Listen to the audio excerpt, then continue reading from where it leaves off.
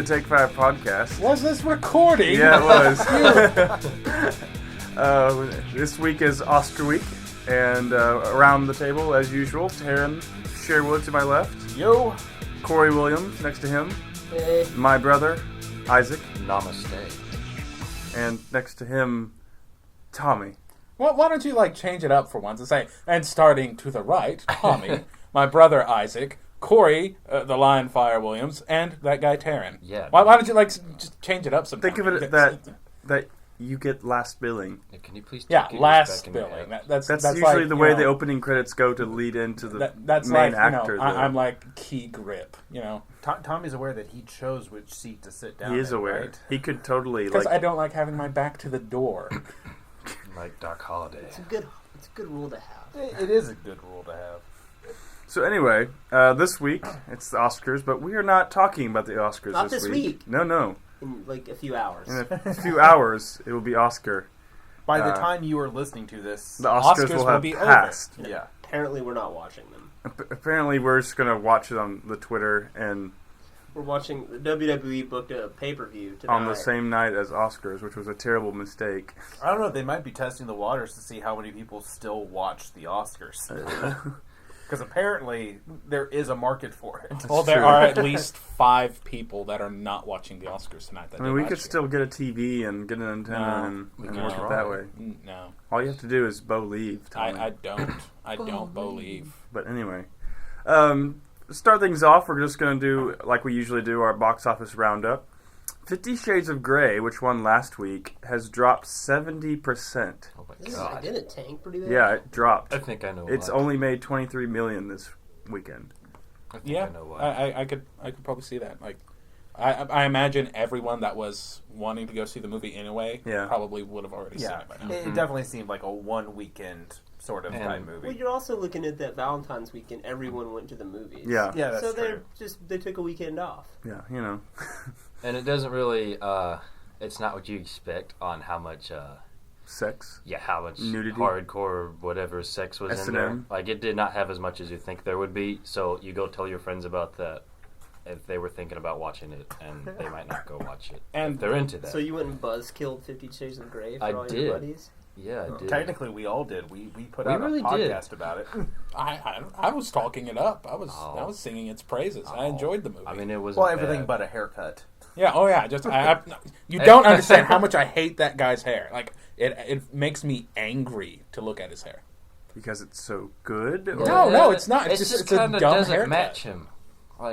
You just have to watch it. It's a dumb haircut. That's what it is. Probably never ever going to watch it. It's kind of like the Twilight movies, which actually the first Twilight movie made more money, and probably they're saying that 50 Shades will not reach that same amount as the first Twilight movie. Which you kept me from buying that on Blu-ray the other night. Yes, I did, and you'll thank me for that later. Will I, Nick? Because no one will take your man card now. Well, for that. I've never done anything that's worthy of man card revoking. You went and saw 50 Shades of Grey on Valentine's weekend with Isaac. That's different. We had a girl with us. Yeah, we had a girl with us. I Did she never sit in saw the middle? I never saw any evidence of this. Who was it? We're not going to disclose. See, last week there was no girl. All of a sudden there's a girl. Suddenly now. there's a girl now. Maybe if there was a drive back done of this. I know, yeah. We Tommy, might have had it would have only visual taken evidence, a minute for just a quick little... If only someone had pushed record on their phone. I'm sorry, we don't have a thing to stick on. If only someone could have asked. Isaac was the one driving. If only someone could have asked for the thing I'm not going to before they left. Well, you were off making a movie, which was 2 blocks from our house. Yeah, and that would have taken more effort than I was willing to put in. I put forth 0 effort. I'm starting to question your commitment to Sparkle Motion, Tommy. My commitment to Take 5 is waning. I feel like there's we're in the road to WrestleMania and the factions breaking apart. Yeah. We better hurry up and not get snowed in here so we can get... Yeah, we got to get this... do not set up Take 5 the movie If we get snowed in this building... it'd be Take 5 too. It'll turn into a radio show. All that will be left is this recording. I'll be dead. Just like skeletons in the chairs around the table. With playing cards. Yeah. Sweet guys, I brought my DS. Oh. Nerd. Hey... in a world of have-nots, you don't want to be the have. All right. Corey, you don't even want my DS. I do now. If we get snowed in here, I'm going to want it. And I won't even know how to play it. I will trade you a lighter for it. What are we gonna do with the lighter? There's nothing to cook. We don't Start a I'll give you my fire piece because it'll of get eight. cold in I this know where place. some ramen is. Oh, making references to a movie that's never going to be released. Actually, it is coming out on YouTube, Tommy. Did we just segue into We did the segue release? We're into segueing that shit. starting March You're welcome. 2nd. Oh, didn't we have a comment on our last episode about our small films? They asked us about our movies that we make and stuff. Oh, shout out to that person. Yeah, he's Thank a you. cool Thank guy. you. Oh, it's Thank Tommy's you. mom. One guy. It's Tommy's mom. Nope. Alias of Just trying to Tommy's mom. encourage No, us. my mom doesn't listen to the podcasts. Oh, is She- it because Tanner left? Yeah, pretty much. Oh, yeah. That's why I Our started. eye candy is going, guys. You okay, Joe? Yeah, just the black lung. Anyway, so Oh. what are we talking about? So anyway, today, since... Dude, no, hold on. Did y'all hear that, like, inside information has said that it won't be Peter Parker? What? Oh, that What? makes that What- just what are you makes talking me about? angry. I read Who an else? article the other day that they said, like, they had, like, a really close source to the whole Marvel that they're not going to go Peter Parker. They want it to be a non-white. What? Okay, yeah. See, I was on board for this. Spider-Man is what we're talking and about. now I'm completely against it. Who else would it be if it's not Peter Parker? There's, Miles Morales. Yeah, Miles Morales. Oh, yeah. you mean the new one? yeah. It's I don't know how I feel bad. about that. Hopefully, I mean, it's still early, and I don't know. The guy just said he had a source. It was like for Hopefully it's just... Netflix or something. Maybe like some it'll be- website like Yeah. that. They said it was just like they had a source that said they didn't think it was going to be Peter That would Parker. be- Either that or they're leaking it to test the waters to see Yeah. how well that would go over. Right That's now, what it's that not could be. going over well. Speaking of release information, we did get to see a photo of Aquaman. Oh, yeah. What were y'all's thoughts on that? Jason Momoa looking very much like a Samoan Aquaman. They didn't... It doesn't look like Aquaman. I think it looks like- cool. I think a lot of it I had to don't do with get the Aquaman. desaturation with the colors. You don't. There is some No, of his colors in his uniform, but yes. I mean, it's- just the fact that he's tan and has dark hair, he's not Aquaman. but you know what? Somebody made a good point. A Samoan Aquaman makes more sense than a white It Aquaman. kind of does. Not really. It kind of does. But think about it. Like, No, you think about it. If you are a ruler of an underwater kingdom, how often are you in the sun to get your skin color dark? Maybe I'm being hypocritical, but we're trying to add logic to some like a superhero that talks to fish. Well, that is true. That's essentially what that whole series is about. Is trying to add logic to. Yeah. It reminded me a lot of the Justice League Aquaman rather than the Super Friends Yeah. Aquaman. Well, I mean, so- that's kind of the thing is that he, in the 90s and stuff, they've grown his hair out and given him a beard. Yeah. And at one point, he didn't have a hand. So I guess it could make more sense that he's white, because then he could look more like a ship captain. You know, like you know what I'm saying? because like you a- have to be white to be a ship. Well, I captain, mean, like right? like your idea of like That's actually a not true. pirate captain, like you know what I'm saying? Uh-huh. Like your classic pirate Okay. captain, got it. like beard and. Did anyone get what I'm saying? You're No. racist. You're racist. Fuck That's you what I'm guys. getting. Take fives. Now I don't know. That's It was racism. It was. The picture didn't bother me. I guess it looked just like Khal Drago, Right, it was- with a trident. Yeah, that's pretty much what it was. So Um, we're just being real honest, real quick. But I don't know. Yeah, I think that's going to end up screwing them because you can tell that already. Dark Knight worked. Yeah. Batman you can get gritty with, and Mhm. you can make reality based. We just now saw it flop with Superman. It just Yeah. doesn't work. You can't reality base an superheroes, alien movie everything. essentially. Yeah. And now they're going to try and reality base stuff like Aquaman, and I don't know how that's. I don't know. They We'll those see. guys still need to have their color and their fun. Yeah, Marvel what- does a good job of still making yeah, realistic looking, colorful superheroes. yes. So I don't know. It may not work, but I don't know. I've lost interest in the movie. I can definitely see what you're saying about the color and bringing fun in, because I agree. Like the whole time I watched the Dark Knight trilogy, I enjoyed it. I really did, but there wasn't a sense of fun to No. it. Whereas watching really any other superhero movie except for Man of Steel, there is a sense of fun. Yeah. Like in the Spider-Man movies, it feels like fun. Like Michael Keaton Batman, it's fun. Yeah. But- Well, I mean, I still like the Dark Knight trilogy, but I still think Batman's the only superhero you can really do that Yeah. with. I mean, if they were going to reboot Spawn, then yeah, you can do that with it. Yeah. But even that has so many supernatural elements. Yeah. You have to keep some of it, you know? The last fun DC movie was Batman and Robin, if for no other reason than Arnold Schwarzenegger loved making those ice puns. So, it's kind of turning the mirror on ourselves. Maybe we killed fun superhero movies. Yeah, like I read this great article on Die Another Day, the last Pierce Brosnan James Bond movie, and like I'll send it to you guys in an email or whatever. But it definitely goes into detail of how after September 11th, every movie just became really serious and dark, and like Dark Knight and Casino Royale. Yeah, but Batman Begins, Casino Royale are to blame for that. And horror movies went into torture porn. Yeah. Yeah. It's just, the world changed. And that's why Die Another Day was the last fun James Bond movie. Interesting. So anyway, we'll jump into the big subject we have today. As we said earlier, Oscars via right now, during this recording, are a few hours away. But we're going to focus... right off the red carpet. Yeah. We're actually sitting right next to it. We're... Brad Pitt! Hey! But rather than talking about the Oscars this week, we'll save that for next week and do kind of a reaction thing. But this week, a few months ago, or actually a month ago, I suppose. About a month and a half ago, we decided that we were going to do a playoff of our own. And we built a playoff system inspired by the college football playoffs, where we have divided every major genre of film and taken the best of each. Each of us chose a specific movie for each genre, and we are going to sit and decide on one for each, which will go into a pot into the Best Picture nominees, and we will select from there.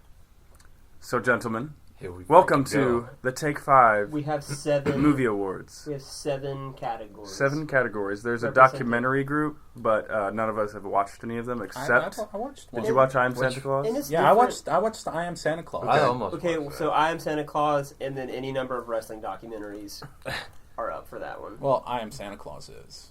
Well, Yeah. Nick Foley's in it. Well, It's yeah, not a but I mean, wrestling he's in documentary. it. Yeah, but it's not a wrestling documentary. I know. Basically, we don't watch the actual artsy documentaries. We but- watched I try to watch WWE some of them, but, I mean, produced documentaries. I watched a few, but they're all on TV. They're not movie documentaries, so Like, they're automatically I thought disqualified. horror said humor for a second, and I was like, None of those are funny movies, if you're sane. It's only it's funny if you have that kind of humor, Isaac. I guess that's true. But anyway, we'll get started. Horns is kind of a dark comedy. I mean, I can see that. So, have we explained the playoff system? I We kind of did Yeah. Okay. a second ago. just now, were you not listening? He wasn't. He literally just explained it. okay. So I did I'm my just making job. sure the listeners know what the playoff system is. Yes. Okay. But- 7 categories. There are 5 movies in each category. We're going to discuss which movie we thought was best out of that category. And The winner from each essentially- category goes into the pot for Best Picture. Boom. But is it because? But should we explain that? Like why? Because our distaste for just We did that Oscar-bait because we did that. movies? Yeah. So, Cause what exactly are we doing? anyway, Flip the table. The reason, Start it over. Let's the reason, do it again. just to rehash into the reason that we're doing this is because a few podcasts ago we had discussed how we're a bit frustrated with the way Oscars handles their award season. It seems like they cater towards a specific type of film. Well, more or less, they just ignore certain Right, films. yes. It's like the horror and action. And even sci-fi fantasy. Yeah, things like Comedy. they'll never consider. Right. Yeah. It's usually I doubt biographies and anyone in the dramas. Academy watches horror films Right. ever. There's that one guy that's like, guys, you really should pay It's attention. really to like this." coming to bat for him. Yeah. He's just Guys, you gotta watch Babadook. You gotta see it. Yeah, we'll do that later, Chuck. sure, yeah, got it. Chuck, the lone hero of the Everyman at the Oscars. If you're out there, we salute you. We salute you, Chuck. Thing is, there probably is a guy named Chuck in the Academy. One day he will, stumble upon onto it. this. He's Wait. our guy. What website was it? Tanner was sending me like these this website that was like releasing like kind of like predictions by people on the Academy and who they're since sending their like Oscar ballots. Yeah. And it was peeking onto the other side of the curtain a bit, and like it made me hate the Oscars more. I think Really? just because it was I mean, it was literally written by people who love the smell of their own farts. Like, it was bad. Like, it was just crazy. And yet you still want to watch that instead of WWE's Fastlane. I just want to see Michael Keaton get an Oscar, and I really hope he does, but I think Eddie Redmayne's going to take it. So speaking of which, let's just jump into this and start with our dive in. Our first category, which is the action category. No, I don't want to start with that. Oh. No, we're starting with the action category. It's at the top of the list. We're going in alphabetical order, and we're going to start with it. All right. Oh, it is in alphabetical order. Man, that's right. Nice. Yeah. So Nick is the only one that actually puts. Of course, the movies themselves are, which kind of sucks. But anyway, I can't believe you couldn't go that extra mile. But. No, that's too much extra. Too much extra work. All right, so action. Action. Our nominees this year, chosen by each of us. Each of us selected a movie for each category. So each of our favorites, essentially. Are we going to put up a link for every single one of these to go to a clip? I don't think we should. That's too much work for Taryn. I know I'm automatically not making a segue for each of these movies. Right, no. He'll make it maybe a segue for each genre, but that's about it. Maybe. We're not putting that weight on him. I already put enough effort into creating a new slide. Yeah, he made a fancy new slide that you can look at when you're watching the video. Okay, fun. But anyway, the nominees this year are Captain America, The Winter Soldier, John Wick, starring Keanu Reeves, Fury with Brad Pitt, Shia LaBeouf. Who was in Captain America? Because you didn't say who was in that. Chris Evans. Okay. Captain America was in that movie. No, I'm just stating the fact that he said Captain America 2. I just assume that goes without saying. Well, we don't know. I mean, we had to explain the entire system 3 times. Anyhow, Fury, and then The Raid 2. The sequel to The Raid. Kung Fu action at its best.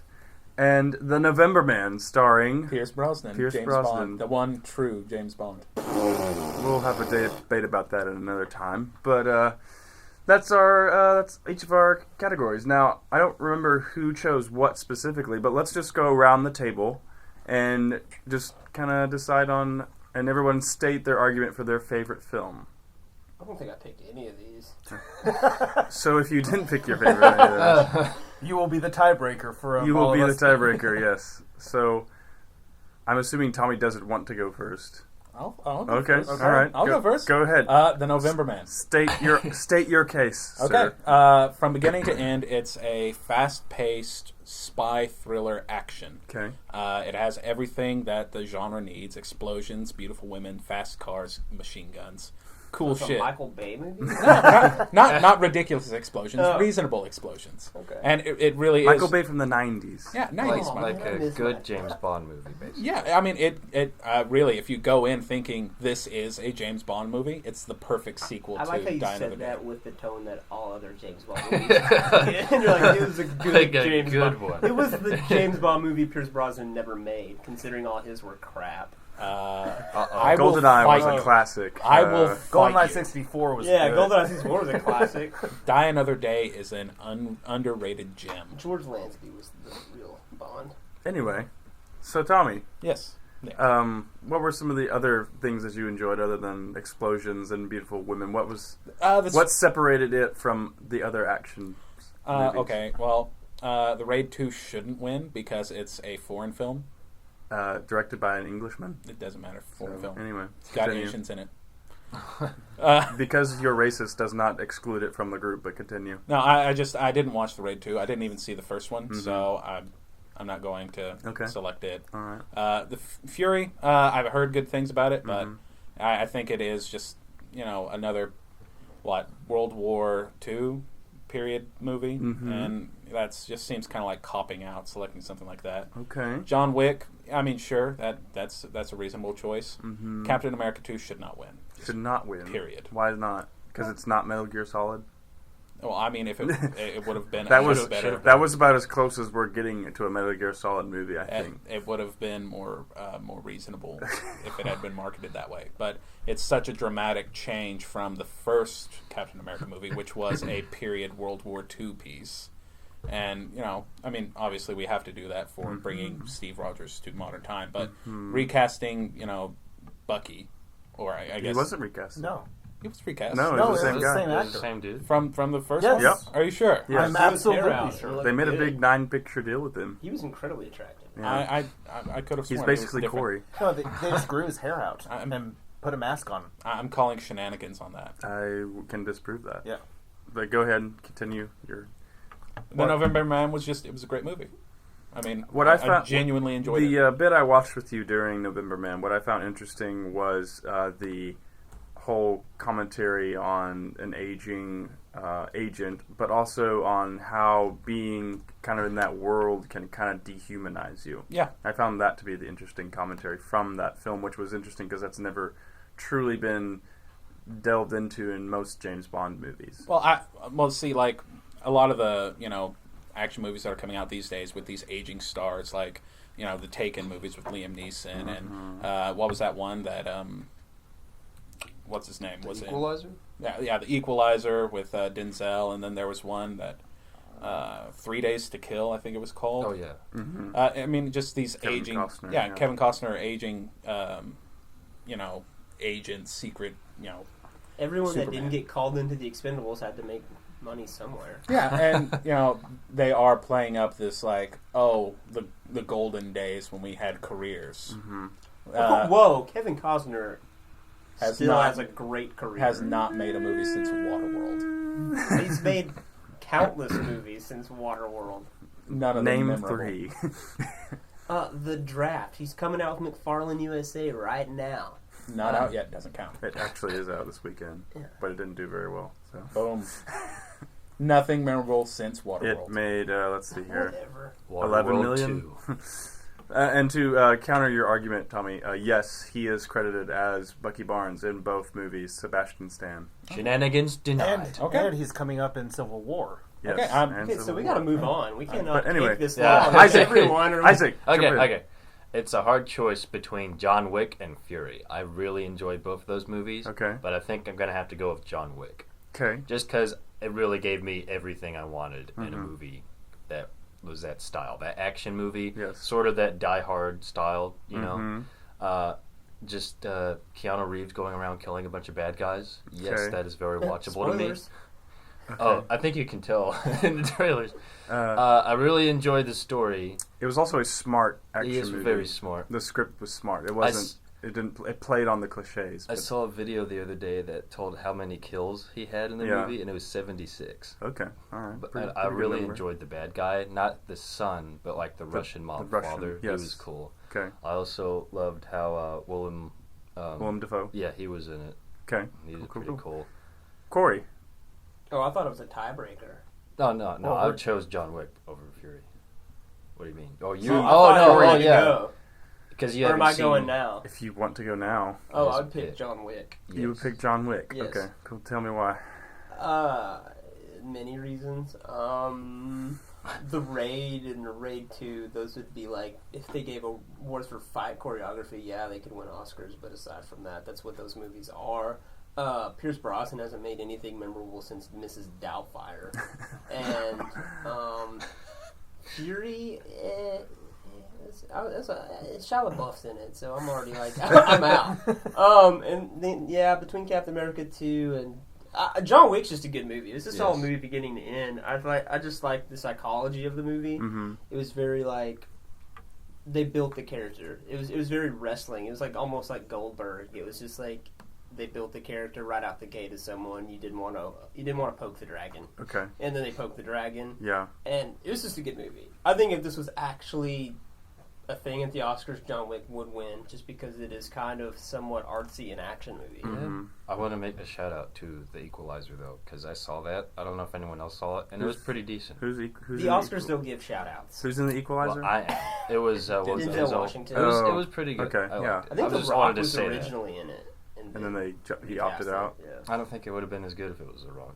I need to watch that one. Everything would be better with The Rock. I don't Cool. think he would have. Taryn? I'm going with Captain America: The Winter Soldier. Okay. Mainly because of all the things Tommy said of why it shouldn't win, I think are the reasons why it should. It's not anything like its original predecessor, Okay. and it's still it's the strongest, in my opinion, of the Phase 2 Marvel films. I agree with that. It's very weak phase. well, it was a weak phase. I'll give you that, but it's still the strongest of the bunch. What's considered Phase 2? Captain America. Iron Man 3 to Age of Ultron. Oh, then Iron Man 3 is better, the, yeah. Iron Man that's 3 great. was just Tony Stark dealing with post-traumatic stress disorder. Exactly. Which was great. more interesting than It was like, this. what'd you say, Nick? You told me it felt like a 80s buddy cop movie. Mm-hmm. Like, I really like that. But, you know, the Because thing, it is the thing literally about lethal Captain weapon. America, the thing about the Winter Soldier was that it felt very much like this 70s espionage type movie. And it was interesting how they went about that and separated it from the other superhero movies. Because we're in this era where, you know, superheroes are oversaturated and you have to continue to try and find new ways to tell their stories. And, you know, Marvel has done this thing where, you know, with Guardians of the Galaxy, we're making a sci-fi movie. With A space opera. Yeah, with Captain America, we're making an espionage thing. With Thor, we're going full-on fantasy. And so I think that they did it was very smartly done. A lot of the translations to film for some of the characters, like I don't know his name, but the henchman for the Red Skull, that was the doctor that was the Red Skull's his yeah, assistant, yeah. Him turning into like the 70s era computer lab. I thought that was really cool. Yeah. And then taking the entire concept of S.H.I.E.L.D., which was such the strong moral good point of the original Avengers movie, and then turning it into this evil thing that needs to be taken down. I feel like, you know, that's where you get your big stakes, and that changes everything out from here on in on the Marvel Cinematic Universe. Yeah, and I also thought that, you know, just from the action points and everything up until really the end, because the end that's the only thing about Marvel movies is that I feel like they have to make this, like, gigantic Michael Bay-esque, explosion-esque ending, and it kind of felt out of place for this movie, which was very much grounded and stuff throughout most of it. But I did enjoy a lot, and they did a great job of making Chris Evans, Captain America, whom would probably be expected to be the most bland of the Avengers, very interesting. And pitting him with Scarlett Johansson's Black Widow was also a good move. So, despite everyone's apparent disdain for her character and I don't understand it either. And anyway, but my vote actually is Fury. I chose Fury. You know, you said, Tommy, that it was a World War II movie, but actually Isaac and Corey high-fived each other because they knew that my vote automatically means John Wick goes into Best Picture, which is crazy. But anyway, I would have chosen Fury. I felt that it was different from most World War II movies because it gave us an inside look at the lives of people that operate tanks, and it was done in a very gritty, modern almost feel to it. The trauma that they go through. And the thing about it to me that impressed me most was it made tank fights interesting. Like, because you were like you see a tank in other movies and it's just the thing that's kind of moving slowly, or Indiana Jones is on top of it fighting some big dude. But like the battles between tanks in it was very intense and it was very engaging. And the cast, so it was like a camping trip. It was like a camping trip. And the cast, I thought, was very good. Even Shia LaBeouf, even though Corey dislikes him very much, he did a really good job, even though he didn't have that much to do in the movie, really. That makes sense. But they limited him. See, they just you the know right amount of Shia. You know how you always put these movie posters and then tag us on certain actors? You tag me as Shia LaBeouf. Oh, Does that make sense? Because anyway. you always do to me. You know. Oh, things are getting personal here on the podcast. We better get out of here before it snows or something. But anyway, that was my pick. So obviously, John Wick moves on into Gross. the Best Picture categories. The most unlikeliest of Best Picture What are you nominees. talking about? That is the most likely. Honestly, I was expecting Fury to get it. I figured I was John expecting- Wick or Fury to be the only two contenders in that. Okay. All right. Cool. Well, let's move on to the next group. So, animation. Yes. We had a pretty good year. The first movie was the Lego Movie.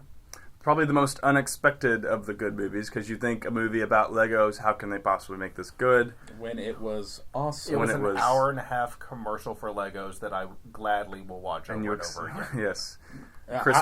You had to stop me from blowing all my money on buying Legos Yes, that night. I did. And the fact it's riding the Chris Pratt train, so they had him in it, along with many other people. The Chris Pratt train. Kind of. It was kind of the precursor to everything. Of his movies and stuff, yeah. And following that is Disney's and Marvel's, actually Disney Marvel Pixar's movie, or no, it's not Pixar. It's just Disney Marvel. Excuse me. Big Hero 6, which was awesome. Which was awesome. Yeah. Yes, Taryn and Tommy have both seen it. The rest of us, I don't believe, have. Tommy and I are going to, on a rare occasion like this, agree on things. Okay, all right. Also, How to Train Your Dragon 2 from DreamWorks, the stop-motion Box Trolls, and then the Tale of Princess Kaguya. Tiny Japanese hand princess. Yes. Tiny Japanese hand princess. Or Yes. Tiny hand Japanese princess. Right. From that very famous animation studio from Asia that I don't know the name of. Miyazaki. Thank you. Studio Ghibli. So I'm going to The more start. you listen, the more you realize we have no integrity. So from this side, Taryn. I'm all integrity. Oh, okay. 3 of these movies I actually did like. Mm-hmm. Being the Lego Movie, Big Hero 6, and How to Train Your Dragon 2. Got it. I think out of those 3 in particular, Lego Movie should win for Best Animation. Because I went into that movie with 0 expectations for it, and was pleasantly surprised at every turn. It's a movie that I watched recently, and it's still just a wonderful film to watch by itself. Yes, it is an hour-and-a-half long commercial for Legos, Of course. but that's not a bad thing because, I mean, who doesn't like Legos? Legos are sort of like Communist. Yeah, Communist. exactly. Well, and think about it, like in the 80s, like He-Man was a commercial for He-Man toys. Right. Yeah. G.I. Joe was a commercial. So, yeah, I mean, We this just isn't moved anything on new. Yeah, to it's the just, movie world. Yeah, it's nothing new. Transformers. And I mean, it has a surprisingly strong message. Yeah. Of like Being awesome. Use your imagination. well, that is Yes. just like Don't be a tool of the machine. Rage. Don't be a brick honestly in the like wall. Rage. I Don't need- follow instructions. I'm aiming more for the like Don't use super glue on Legos. I will punch all of you if you don't let me get my point out. It just if you watch that scene where Will Ferrell and his son in the movie are just having that same speech that Lord Business and Emmett are having. I mean, just like the whole like, it's a really empowering message. Like your imagination is the only thing that can hinder you, and as well as the same thing that can build you up into these grand and fantastic things. And I think that's a good message to have in a movie of believe in yourself, Especially to kids. yes. Especially to kids. Yes. Corey. Not the Lego Movie. Because Oh, I boo. saw it late, and so it was really hyped up, and I was disappointed. I didn't like its false portrayal of Batman. 2, It's awesome. yeah, it portrayal has a of Batman. great Turn on my message about subwoofers. imagination, but Willy Wonka got a better message across in a 3-minute song than Lego Movie did in an hour and a half. But Willy Wonka is also about child murder, so Whoa, that's not There- I would go with Box Trolls, and I literally watched it yesterday, and I was actually surprised that it was as good as it was, because I thought it was going to suck. Yeah. Because I guess it's about the same people as Coraline and Okay. Paranorman, and I liked both of those movies, Yeah. but I heard this wasn't as good, but I actually liked Box Trolls as well. I just got tired of seeing And the it had trailer a for a message year. about being It's true. yourself. About being yourself. Don't all of these Be movies have yourself. the same message? Yeah, I don't really know what No, Dragon's message is. How to Train a Freaking Dragon twice. All right. Isaac. Isaac. What is The, your the only favorite? movie out of these I saw is the Lego Movie, but that doesn't make me want to just give it to the Lego Movie. Our I feel credibility like is Do dropping. you want to give it to something you haven't seen? I feel like no. I know don't the know. more we say, well, I haven't seen this, but I feel if I had seen How to Train Your Dragon or the Box Trolls, I probably would have liked it, either one of those better than the Lego Movie. just go with the Box Trolls. I'm kind of wanting to say that Don't- because don't I use really Though did like you haven't Caroline. Not seen disagree. the movie. Yeah. Do not just agree with Corey. Corey I'm knows he's gonna been go trying with, to sabotage the award show.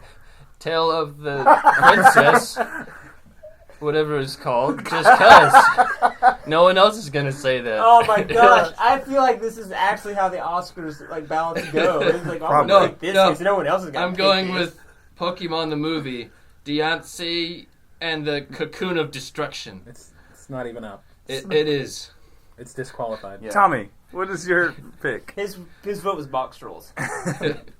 No. I'd say Big Hero 6. Big Hero 6. Okay. Yeah. Because, like Lego Movie, it had this kind of message of, don't try to, conform. Yeah, well, kind of. Gotcha. I mean, it was a good movie. Okay. And while I loved the Lego Movie, Big Hero 6 I think was just overall more enjoyable because with the Lego Movie you kind of get tired of all the yellow. You're just that's racist. Anyway. What? No, okay. For the Tale of the Japanese Tiny Hand Princess, I just want to point out that is the only actually animated movie. It's true. Yeah. Oh wow, it is. It's the only one. And it's true. I didn't think so maybe you should go on. Yeah, this is the Oscars, guys. We are doing it exactly like that. But no, my vote is for Big Hero 6. Okay. Well, I'm going with Lego Movie. Me and Terry get a high five. I'm not going to get a single high five. We could end. Maybe another one. But same kind of reasons that you did. I mean, it was a great message. It was well done. I thought it was hilarious on different levels. Kids will enjoy it just because it's little Lego characters having adventures, but parents and older people like ourselves will enjoy the movie for the humor that's going on. I did enjoy the Batman from that, and I look forward to the Batman Lego movie that's coming out. I think Will Arnett would be a great Batman. See, everything you say just is awesome.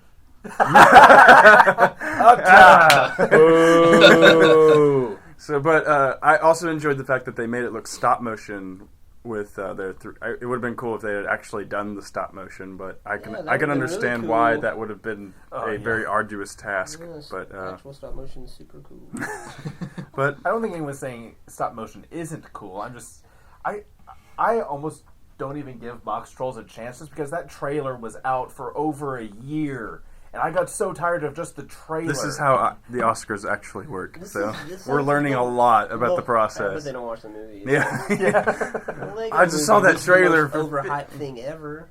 Yeah, it was. It's definitely overhyped. I mean, I enjoyed it. Got hyped all the way to the Best Picture race. So yeah, not the real one. At least Box Trolls is actually in this running. It's in the so Oscar Big running. Hero 6 and How to Train Your Dragon 2 and that's what I'm saying. Y'all voted for the one thing the Oscars was like, this is dumb. We're anti-Oscars. So let's move on to the next category. I will say that it should have got a nom. It should have. Yeah, it should have really got one. Biography and historical movies. We put them into one category. And there's a butt ton. There's people making lot. More. Yeah. Good gosh. Some notable snubs that we did were The Imitation Game, The Theory of Everything, and Selma.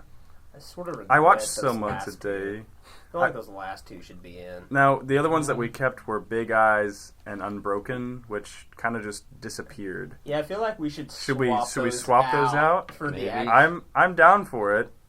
Are we in agreement? Yeah. Yeah, sure. Okay. Yeah, because Unbroken, Big Eyes was good. Unbroken was okay. It just, I think the trailers and everything built it up a little more than how good it was. Mm-hmm. Gotcha. I was actually, Big Eyes is a good movie, but part of me's kind of proud of the Oscars for not picking a Christopher Waltz / what's that girl I hate? Amy Adams picture. Yeah. You figured that would have been all over just because. Okay. All right. That's the boys. All right, well, I'll jump around this time. Isaac, pick your favorite of those 5. Exodus. Now, this will stir up some conversation, maybe. Yeah, it will. That whether or not it is an actual historical piece, but we have decided that it's a historical piece, and we're going with it. So if somebody has a problem with that, comment below. But well, I think it should be, because it'd be kind of weird if it won sci-fi fantasy. It's just in that gray area, so we're leaning this way. Let's consider it this. Even no matter what your beliefs are, the Bible is not put in fiction in your bookstores. It's considered a book of antiquity. Well, some bookstores put it in fiction. I've never been in one. Yeah. Anyway. I'm just saying the Bible is gray area. historical. Gray area. Yeah. Gray area. Isaac, why? We could get into a whole argument on apologetics and historical documentations. Nobody wants to listen to that. Well, I feel like it was just, what was that animated movie that came out? Prince of Egypt? Yeah, it was like a really good live-action version of that. Without the singing. Without the singing. I gotcha. Okay. Would this movie have benefited from Mariah Carey giving a single? Yes. I think it would have benefited from Christian Slater. I like Christian Bale playing as Moses. I like that. And I thought it was kind of cool how they were kind of putting logic to all the plagues and everything. Mm-hmm. It was kind of that iffy. Because it left a gray area to where the Pharaoh wasn't just sitting there going, he could doubt it enough. Yeah. And I also thought it was interesting how they showed that possibility of, like, Moses might be kind of losing his mind. Mm-hmm. But it also shows evidence that, this could totally be God doing stuff. Right. It definitely, there are those of us that aren't at the table now, people around us that probably would argue that that's blasphemy and stuff. But anyway, it had Facebook posts about it that are 50 comments long. But but anyway, all right, that's Isaac's choice. Corey, out of American Sniper, Exodus, Theory of Everything, Foxcatcher, and Selma. Team God. Yeah, Exodus gets a second vote. Tell me why. To make everyone mad. Okay. No. Another Oscar reason. Honestly, Selma, I heard, was good, but mostly just the actor carried it. Like the guy that played, I forget his name. He has an interesting Martin name. Luther King? No, the actor's name. They resurrected him. I heard he did it fantastic, but that was kind of the only part of the movie that was... He was Martin Luther King. And then American Sniper, I don't know, it's so shrouded in controversy right now. I don't know. Mm-hmm. It turns me off of it. Gotcha. Foxcatcher, I had no desire to see, and that's just none. The Steve Carell thing. That's the only one I don't think I watched in this category. So yeah, that's the only one I didn't get to watch. And they totally don't even mention. No, I watched Theory of Everything. And they don't even mention Kurt Angle in Foxcatcher, and he was part of that. Really? What a bunch of jerks. David Oyelowo. Yeah, he's David. It's the name. David O. David O. Hey. David O. Is Martin Luther King. Yeah. I don't know. Should have been nominated. Oscars. I guess. Honestly, it would really come down to Exodus or Theory of Everything. Mm-hmm. I'm gonna play I'm a Christian card, and I'm gonna go with God over the guy that denounces God. God. An enemy of. Okay. Got it. It's probably a smart move. However, Eddie Redmayne probably gonna win an Oscar. Probably. Like fantastic. Yeah. And props to him if he beats Michael Keaton, but I'm rooting for Michael. I think everyone's rooting for Michael. Yeah, Eddie Redmayne did a stupid, ridiculously good job at being Stephen Hawking. It's true. Tommy. Yes. Your choice. What's left? We have American Sniper, Exodus, The Theory of Everything, Foxcatcher, and Selma. I will say Theory of Everything. Tell me why. For all the reasons that Isaac and Corey chose Exodus. Tommy. The flip. Tommy is going science, rogue. logic. Okay. Even though you don't particularly... I'll stay out of that. Yeah, stay out of it. Anyway. And, just watching Eddie Redmayne, yeah. Watching his transformation from young Stephen Hawking, somewhat healthy, walking around and all that shit, to being where he is, now quadriplegic and being bound to the wheelchair. Just watching the character development through him, but watching the development of him through the movie was an impressive thing to watch. While the story was not as, I think, what's the word? Didn't pull me in as much as like say Selma engaging. Did. Yeah, like it wasn't as engaging. Like I didn't feel as in the moment following through it because it did kind of jump around somewhat. It was definitely something that I'll remember. Yeah. Unlike the war porn or the God movie. Gotcha. Okay. Cool. Taryn. I'm going with Exodus. Okay. Which basically means it's going into the Best Picture. Yeah. But anyway, continue. I'm out. I'm sort of with Corey in that, like I am a Christian, and part of that is you kind of have to, as a Christian in this day and age, you see a lot of Christian films. Mm-hmm. Christian films that... Especially in the last few years. That aren't... Why isn't Left Behind up there? Well, that's the thing. For every good Christian movie, there's a metric ton of bad Christian films. Saving Christmas swept the Razzies last night. Yeah. Swept it. Yeah. Still love Kirk Cameron, but, but you made a terrible film. It's this thing that, like, seeing movies that deal with, religious ideas, religious historical concepts, being done with amount of respect and with amount of prestige that Exodus had, I really want to see more of that. It doesn't, and not even just from this is what my beliefs are. The Bible is full of so many stories of good ideals, no matter where you fall on, whether or not it's truth or fiction.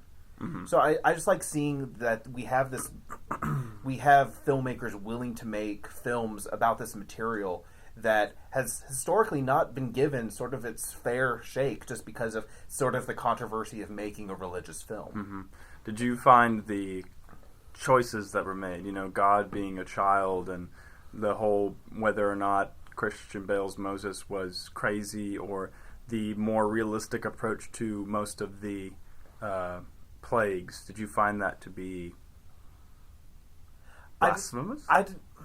Blasphemous, I think, is a strong word. Mm-hmm. Because none of us were around, and no one who is alive now was around to witness those happens. Mm-hmm. I think it's, we can't say it didn't happen that way, or it did. There isn't some kernel of truth to how those things happen.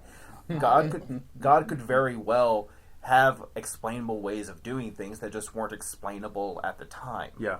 So I don't find it necessarily blasphemous. I mean, it's definitely one of those things like if you say, no, this is what happened, then yeah, you're definitely going into blasphemy. But I mean, this is just one filmmaker's interpretation of how it could have happened.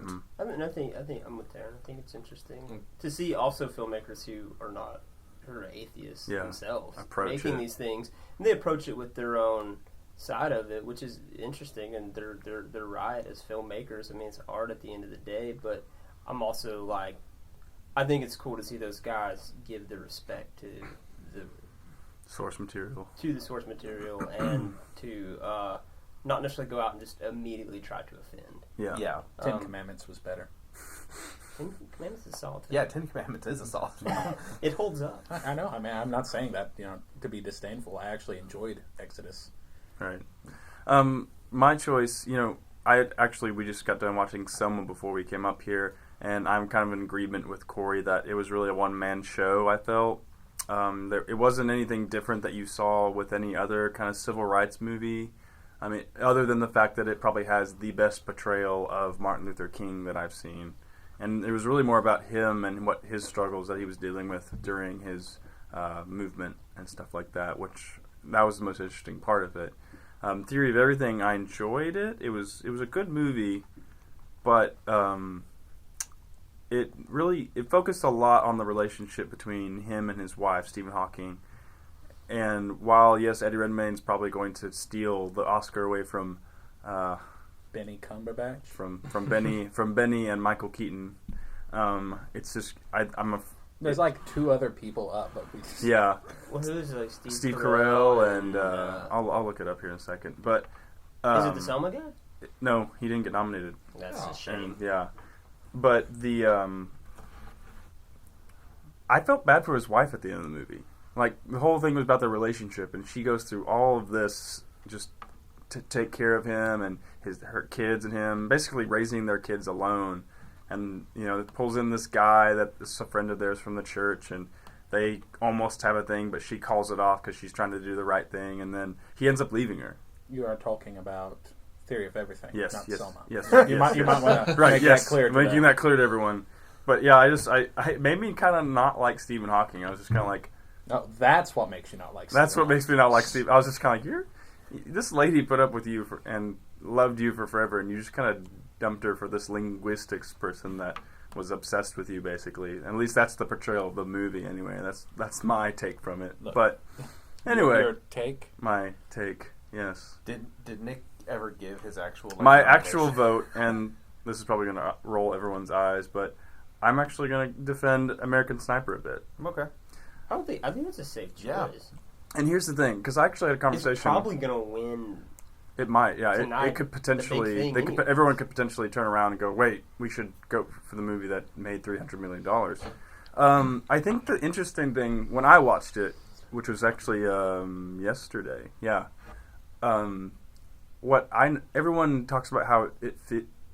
Everyone would talk about how it's so pro-America and right-wing, and that kind of America mindset of like the Southern Bible Belt people. But for me, it really didn't lean really that far right. It stayed in a mostly neutral ground. It still slightly leaned right, but I think, and this is the thing that upsets me a little bit, is that people didn't pick up on the subtext, which was the whole movie was really about Chris Kyle, played by Bradley Cooper's kind of mental stability and deterioration throughout his 4 tours over in the Middle East. Well, I think that's where the film dropped the ball. Yeah. I think that it shouldn't have been so sub.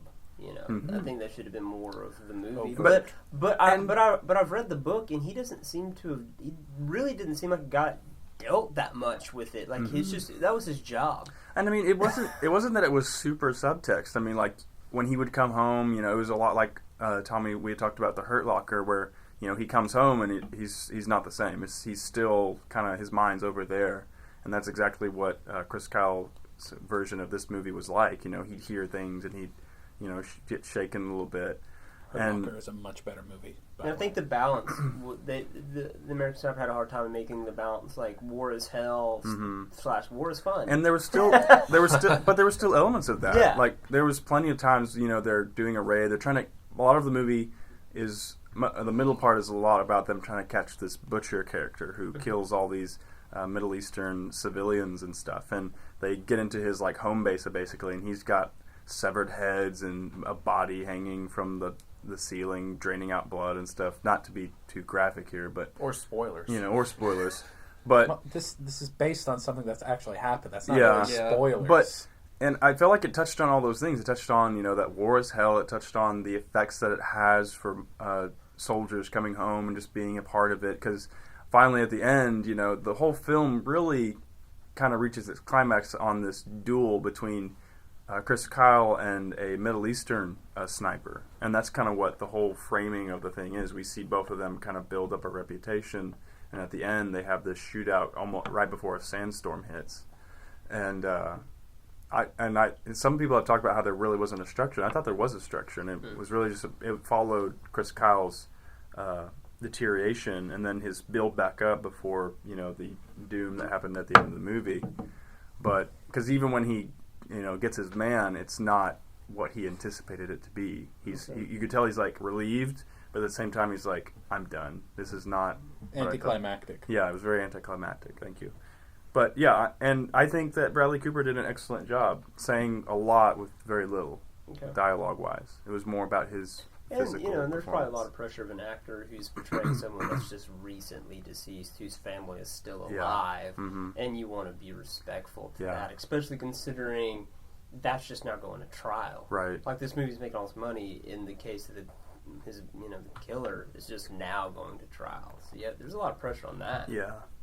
But yeah, and that's the thing. And everybody thinks of it as this right-wing, pro-American movie. No. And the funny thing is, Bradley Cooper is probably very liberal. Clint Eastwood actually is kind of liberal. And the script itself, while leaning a bit pro-right, to kind of, at times it promoted, American values and stuff, but at the same time it also showed the darker side of it. So... I mean, I don't think you can have a war movie about a specific soldier without it leaning towards that soldier's alliance. Yeah. So, but that's my vote. But anyway, Exodus makes the way to the big Best Picture nominations. This is turning into an interesting Best Picture group here. Not my anticipation, but anyway. It's like the exact opposite of everything the Oscars stands for. That's the thing. It's more interesting, I think, than what the Oscars have. The common moviegoer. Yeah. Yes, we are the common man. Considering Nick, who's saying he just watched all these in the last day, had to pirate them. to see them. Yar. Yar, ye not know what ye be talking about. That was me selling out Nick. You know, they're trying to come get me and Take 5 will end. But anyway. Not if I buy out your share. Yeah, well, good luck with that. So the next group we have, which is comedy. It's really well stacked. It is a really well stacked group. We have the more artsy Grand Budapest Hotel. Excellent movie. It was an excellent movie. Which is actually up for... Best Picture and stuff. It has a lot of nominations. We also have 22 Jump Street. Pretty good. Pretty good movie. Channing Tatum and Jonah Hill return. Neighbors, Seth Rogen. Which we watched yesterday. Which was very, very funny. It was funny. Where do people find this time? This weekend, apparently. This was like the weekend that I had open. Movies. Yeah, this is the time I only watched had. like 3. This was like the only time I was just like, I'm just going to sit and watch them. The Interview. Which almost ended the world. And it was fantastic. And Let's Be Cops. Which you really need to see. Okay.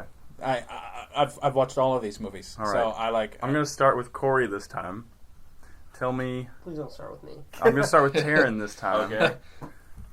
I have 2 favorites in this category. Okay. I'm desperately trying to figure out which between the 2. I already know which one's going to win this category. That makes me mad. I'm probably going to end up going with 22 Jump Street. Oh. Okay, my other option is The Interview, but the thing is that as much trouble as The Interview caused, I don't think it was worth as much trouble as it stirred up. Okay. Well, then that's not our fault. That's not America's fault. I'm not saying it is America's Kim Jong's fault. Anyway, go ahead. 22 Jump Street, it was... I hadn't seen 21 Jump Street by the time I saw 22. Yeah. And I saw it, immediately loved the film, and went back and watched 21 Jump Street like the next day. And 22 is the stronger of the films, which it's saying something whenever, you know, the sequel is more enjoyable than the original. Unless you're Corey. Yeah. It's a good, solid, funny film that I laughed all the way through. Mm-hmm. Like it doesn't ever take itself too seriously. It has fun with the fact that it's a sequel and it's poking fun at it. I think that's it was a really refreshing comedy movie. Okay, cool. Tommy. Yeah. What was your favorite comedy movie? My favorite comedy movie was Dumb and Dumber 2. But that's not Yes! No, I'm with Tommy. no. Like I said, this is a really well stacked group, and I mean every single one of them. Like I watched Grand Budapest like when it came out, like last March, or whenever. And Let's Be Cops, I watched it like 2 months ago, which you really need to watch now because it is you and I if we had become cops. Right, if you had just come up to me and said, "Let's be cops." Yeah. Okay. Come on, Nick. Let's do this. and then you had actually gone along with it. Right. Got it. But I will say The Interview. Okay. Because even though, you know, it almost caused the end of the world or whatever, which I think everyone just blew out of proportion. Kim Jong blew out of proportion. Yeah. I mean, I can remember... That's the most quotable of all of the movies that are up. That's true. And, like, those are... it's just full of jokes that'll stick with you. Okay. It's like, you know, anytime I think of, you know, peanut butter and jelly, I think peanut butter and jealous. It's like there's just all of these things that I'm adopting into my own repertoire of things I say. Yeah. And, you know, I'll say I enjoyed it. Like, I had a good time watching it more than any of the others. Okay. Isaac. It's a hard choice between Neighbors and The Interview, but just to piss off Kimmy, I'm going to say The Interview. Kimmy? Yes. Do you think margaritas are gay, Isaac? Yeah, because Kim Jong-un listens to the Take What if he 5 does? podcast. What if he's our biggest What fan? if that becomes Take 5 the sequel? No, it turns out he's actually Hamilton 777. He's like a huge DiCaprio fan. DiCaprio is the greatest actor that ever lived. So, tell me why, Isaac, that you like the... Oh, it's just like Tommy said. It just sticks with you. Like, it's hard to forget that movie. Like, I can't really remember anything from Neighbors. Like, I can't think of anything right now, just off the top of my head. But The Interview, I also, Batman. oh yeah, but I also just like that sense of humor they had in it. This, I'm Batman. No, I'm Batman. It's like this. You guys, I'm trying to talk about why I like The Interview. I like it because Okay, Isaac, we're not going to be able to pick you up if you do that for your whole reasoning. Anyway, it just I think it is all just a solid comedy. okay. Just Corey, I don't care. pick one. We're all dumb. Oh, man. Corey doesn't like to laugh anymore. SNL 40. Can I pick that? No. Where there was actually an attempt at, like, actual comedy made? No, there wasn't. No, there was actually an attempt. Gosh, what is this? Grand Voodoo. I have to pick, like, hipster trash. Something that destroyed something precious to me. Either two Seth Rogen pieces of trash. I'm gonna go with Let's Be Cops. All right. Because there's that. That's actually like that's an original concept. Like that's just someone just took a really simple idea and made a movie out of it. I like it. All right. I'm gonna go with Let's Be Cops. It's good. I would say that's probably my second choice. It was really good. I'm gonna say it just because someone said that's a fun idea, and I think everyone's thought that for a second at some point in their life where they couldn't figure out where they were going. Said I could be a cop. That's why we should watch tonight okay. after Fastlane. Okay, gotcha. Can we? Hopefully, if like, we have a all snow be day. cops, Our then? integrity just sucks so much. We're like not watching the We're Oscars revealing- tonight. But we're supposed to be like this film podcast. We're gonna watch. Corey Let's Be realizes Cops. why everyone has a problem with us now. Yeah, I get it now. Like I'm Anyway, I'm gonna go with. because they ain't us. I'm gonna go with the interview because they hate us because they ain't us. They hate us because they hate They're us. peanut butter and jealous. They hate us because they ain't us? What? What does that mean? No, they peanut They butter hate and us jealous. because they are not us. So yes, it's highly quotable. We watched the commentary, which was hilarious. It was Wait, a there's great commentary? Yeah, there's Oh, yeah. commentary. a Oh, bunch of okay, I extra, need to get a hold of that. Yeah. Oh yeah. Like, I'm not upset that interview won over 22 Jump Street. Okay. Like the Blu-ray. Like I saw it for sale. Like oh yeah. Yeah, Totally. like, I'm getting it as soon as I get paid. The best part about the DVD is when it opens up and Seth Rogen, what does he say? He says, if you're watching this on DVD, you are a goddamn American hero. Like, it already started off strong. Just like putting the disc in. I was like, yeah, all right, I'm in. All right, So Seth Rogen, wait. Thank you. Which movie is more American, The Interview or American Sniper? The interview. Oh, yes. Anyway, My let's God. move on to the next. I have documentary listed, but We haven't seen any of Seems them. how- Tony has seen like two of them. which ones did you watch? I watched I Am Santa Claus and the Six. There's not a 6. No, Citizen Four? I Yeah, have Citizen 4. Citizen 4. It's like, yeah, Citizen 4. But no, my choice would have been I Am Santa Claus. Mine's the Paul Heyman the Paul documentary. Heyman wrestling documentary. That was a really good one. That really was. If we're willing to add TV interview or documentaries, I can throw in one. Why not? Can I throw in a documentary that came out like 10 years ago? No. Darkon? Dark. Can I say Darkon? What's that? It's about LARPing. It's like probably 8 years old. It's the greatest documentary. That sounds. Still need to watch Ever. that. I want to watch It is this. you couldn't like the people that like did the Bret Hart documentary walking in during the Montreal Screwjob in the middle of the documentary isn't as good as what these dudes documenting LARPing walked into. I want to When watch this this. uprising in this LARPing community was happening to overthrow the key group. It was so good. I'm gonna go with that movie. I haven't seen it, but that Came out sounds like 8 awesome. years ago. We can't. Oh, Darkon should win every What's it called? documentary. Darkon. Darkon. That's what y'all should be watching Yes. later. Write that down, Isaac. I am. Just to throw it out, I know that we're probably just going to skip over documentary entirely, but I watched a documentary called Night Will Fall, and Okay. it's about the documentary. It sounds really meta when I put it that way, okay. but it's about the documentary that the BBC and Alfred Hitchcock were originally trying to do about the Holocaust Okay. and the Nazi war camps. Yeah. And It's a documentary about a documentary? Yeah. the documentary, Whoa. the original documentary never Whoa. came It out. should win.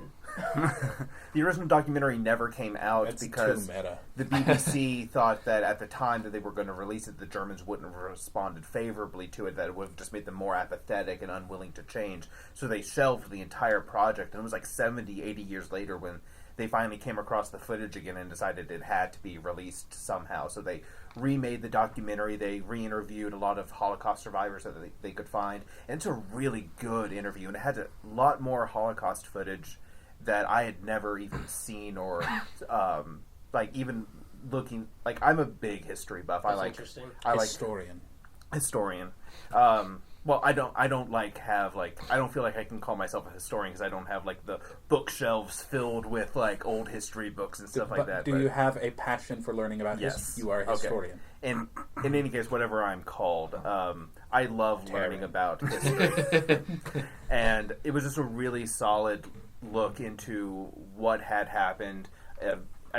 It ranked up with it stirred emotions to the level of what Schindler's List did. Okay. So I just felt like it was a really good one. But it can't be nominated because it came out on TV. Came out on BBC rather than in a theatrical release. So, Nick, what do you choose for documentary? Just choose I Am Santa Claus and then we win. No, choose Dark Con. Dark Con. You're tied with Dark Con. 8 years ago. No, you're not, because I Am Santa Claus is the only one that was actually nominated that has a vote right now.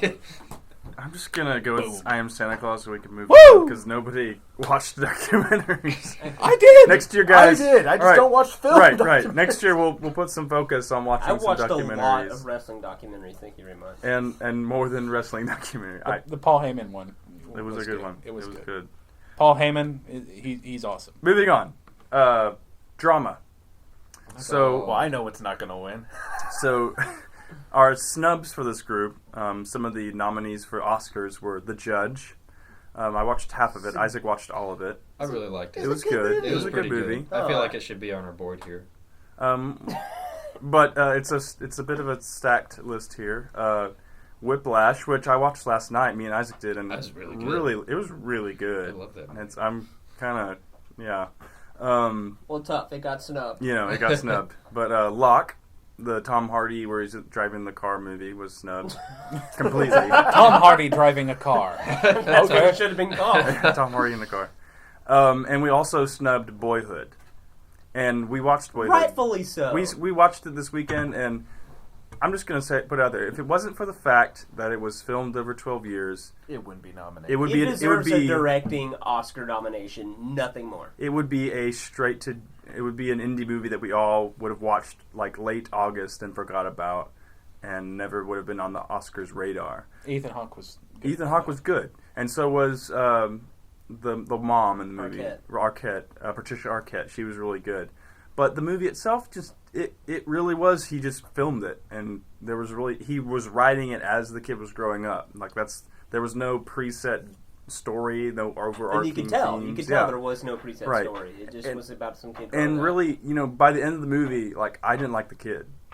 By the end of the movie, the person that you relate to, once again, was the mom, because she has to raise her kids, go through 2 terrible divorces. I think Nick is making a connection of how he has to raise Isaac. You know what's better than Boyhood? What's that? Full House. Watching Stephanie Tanner grow up on screen. Yeah, definitely. At least had story, and it was awesome. It was great. I watched her struggle with all sorts of things. Yeah, but the biggest scene for me was, and this is just goes to show that how this was written as it went along. He's about to go off to college, and Patricia Arquette's giving him his first photo because he's into photography, and she wants him to take it with him to college, and he won't take it. And she just breaks down and cries and has this big monologue about how both kids don't care about her, how they're just so excited to get away from her and stuff. And, in a good movie, that's right, in a good movie, the kid would sit down and say, there would be a moment that they would share and would say, I appreciate everything you've done for me, how you've been there for me, because even the dad was there only from time to time. Even though Ethan Hawke wasn't a terrible guy, he was just one of those kind of... A bad dad. Yeah, a bad dad. But, no, it just, she had the moment, she, said her piece, and then we cut to him driving in the Texas highway. And I'm like, there's no closure. Great. Because it's Austin, Texas hipster trash is what it is what Boyhood is. It's just artsy film to be artsy film. Yeah. By all means, to film a movie over 12 years, that took a lot of work. Yeah. It should get editing and directing. Right. Yeah, nominations. Directing. Through and through. But you think with 12 years of work, there'd be more to it. Yeah. Right. Yeah. Mm-hmm. Yeah, definitely. It's kind of like Avatar, but anyway. And props to Patricia Arquette for being a Hollywood actress that could not get work done. Yeah. Sorry, you can't. You're in a movie right now for the next 12 years. So. You have to look like a regular mom. Yeah, you can get the Hollywood surgery. She committed to that role. Yeah. She should be rewarded. She aged on TV. Or on But movie. anyway, our actual nominees for our drama group are Gone Girl, the David Fincher, Ben Affleck starring movie, Birdman with Michael Keaton, Edward Norton, Zach Galifianakis, and Emma Stone, Interstellar, the Christopher Nolan movie with Matthew McConaughey, Anna Hathaway, and can we say the surprise now? No. Is it, okay, Surprise. We won't spoil it. Nightcrawler with Jake Gyllenhaal, which it was very enjoyable. I watched it this weekend as well. I saw bits of it. And Taryn's favorite vote, Fault in Our Stars. Why is Fault in Our Stars on this Because list? Taryn edited it. Oh. Taryn Okay. got a vote, guys, okay?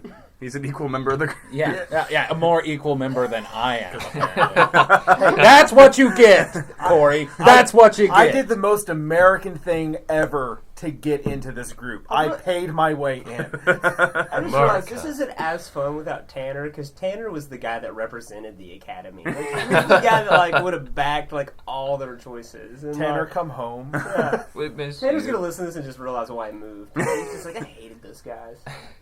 Anyway, I'm going to start with Isaac. What was your favorite drama? Because we watched a lot of them this weekend. Yes. It is definitely between Birdman and Interstellar. Okay. Like, I freaking loved Interstellar, but that was one long movie. It was. Way too long. Really long. Way too long. But, and it really, like, the climax was kind of weird. Like, I don't want to give away any spoilers. Is that the water you bought yesterday? Is that? You're drinking. Why are you bringing this up now? Water doesn't go Nick bad. bought No, water, no, and then he bought a milkshake to Because replace I wanted it. a milkshake. Yeah, because Isaac and I we were like, okay, yeah, we're gonna get milkshakes. I was would be like- more concerned if it was the same milkshake from yesterday than the same water from yesterday. Touche. Yeah. So now that the milkshake's gone, you come back to Are me, you huh, Nick? stalling because you don't know what movie to pick? No, I do. Oh. I was gonna. Yeah, we're doing a I'm podcast picking- right now. I'm picking Birdman. Okay. I love that movie. Why? I just liked how it was kind of meta for one thing. Mm-hmm. I really liked Michael Keaton in it, and now it was just his whole dealing with trying to get this play to come together, and all these people are just kind of keeping him from accomplishing his goals. Mm-hmm. And then, One of the things about Birdman is that it, unlike Boyhood or 12 Years a Boy, as what was 12 that? Years a White Kid. Yeah, 12 Years a White 12 Kid. Years a White Kid.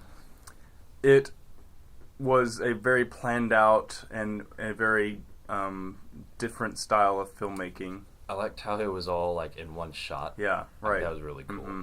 Whereas Boyhood was like, let's make a movie over 12 years. They're like, let's make a movie with very little takes and make it as like in the moment as possible. I really liked his like inner struggle with that like mentality. Like he thinks he's Birdman, like yeah. you don't know if he's, and then the voice is talking to him, and he's just kind of going crazy. Yeah. 60 is the new 30, motherfucker. The best line in the movie.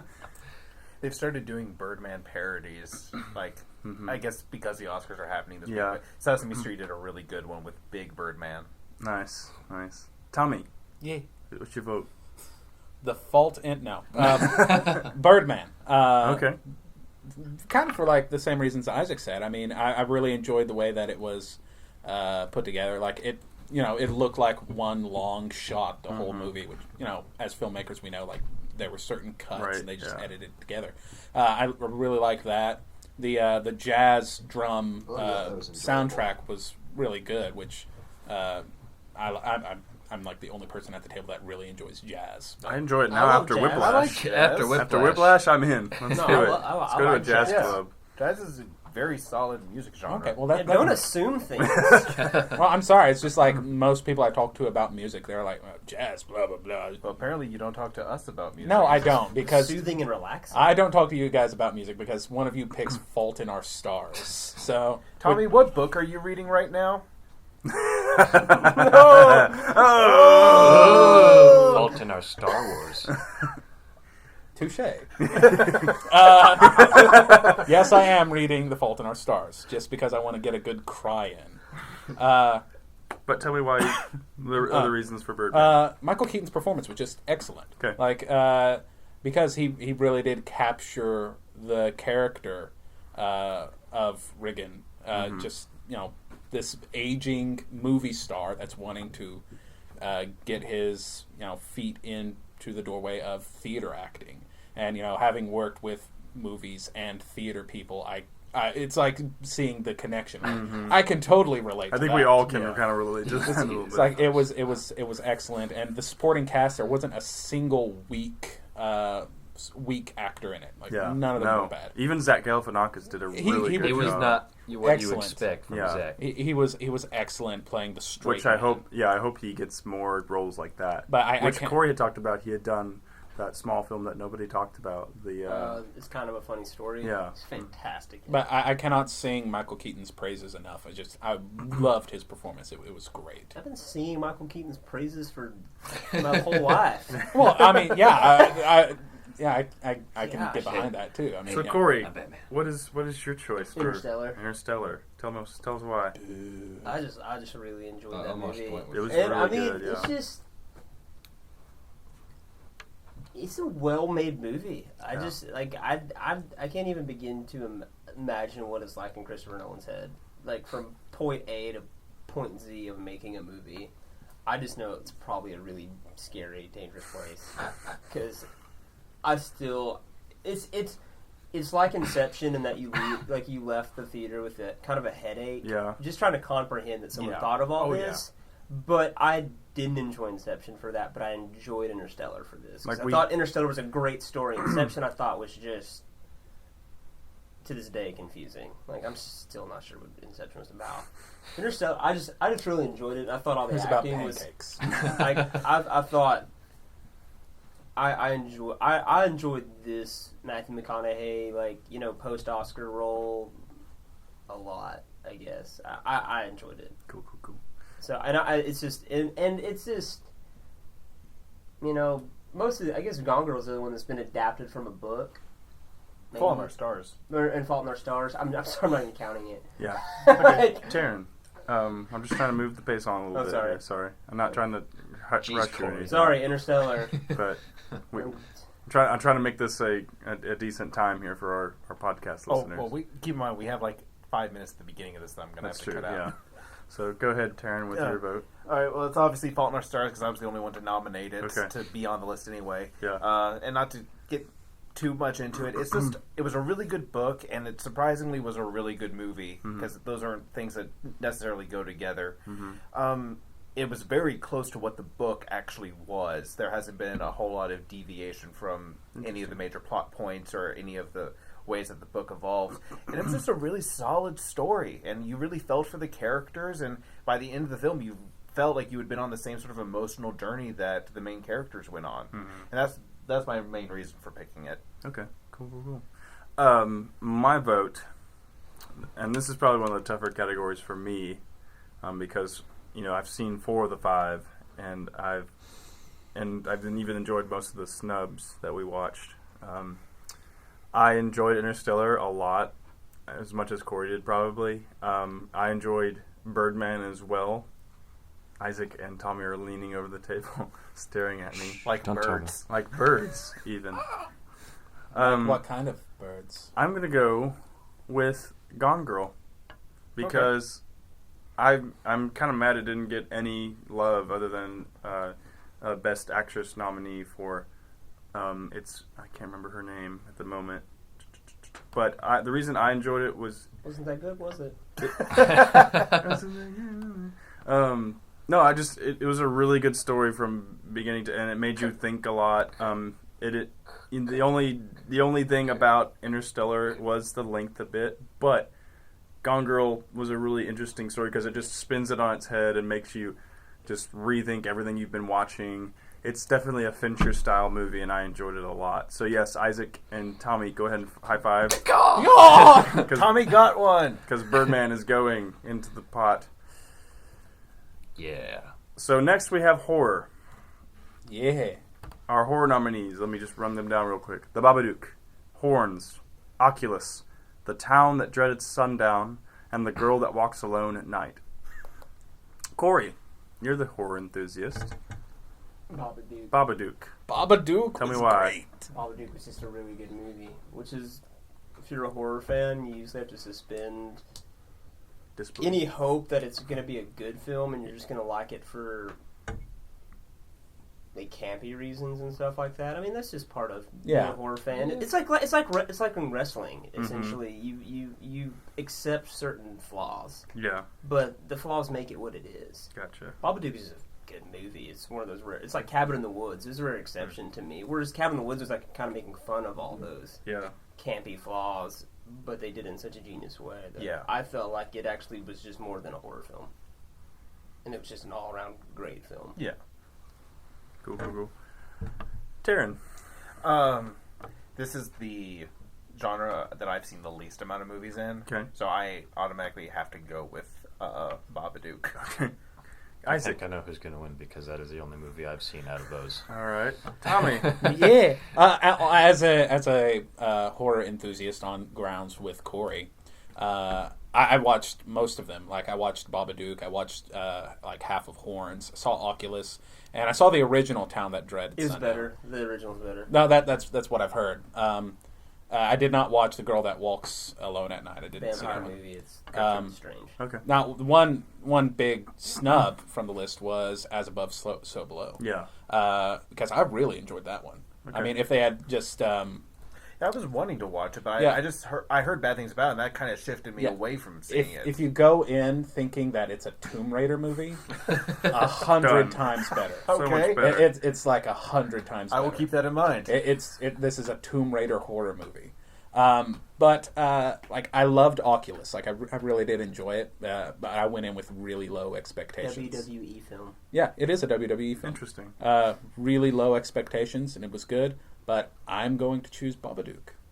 And I will also choose Babadook based on the fact that that's the only one I watched. So. Unanimous. I need new friends. Huzzah! Babadook. Babadook. Wait, you went with Babadook. I know, Corey.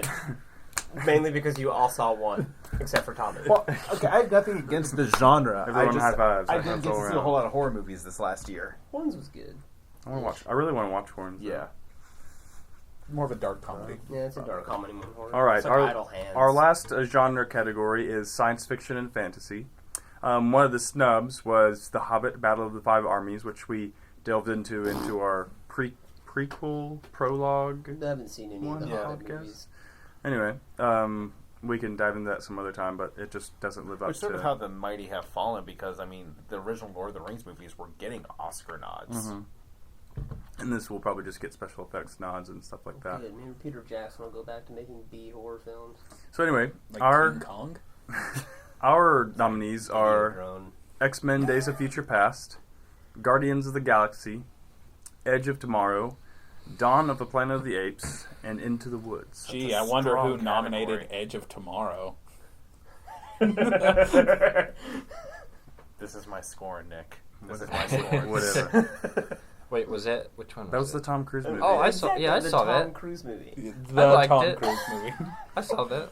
They don't understand, Oh, Isaac. I wonder who nominated that one, Corey. It wasn't a bad film. It just No. I think I've expressed my on previous So anyway, podcasts.